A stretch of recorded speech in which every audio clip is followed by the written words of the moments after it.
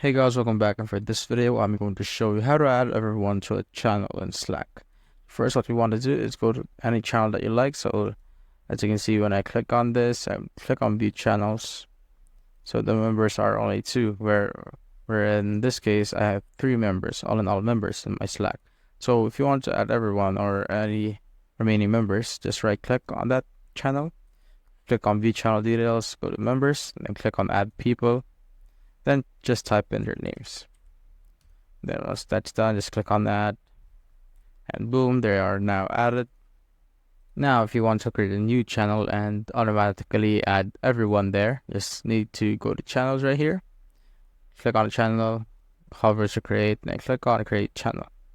Then let's say everyone. Oops. Oh, let's type in everyone this channel. So something like that. Then click on next.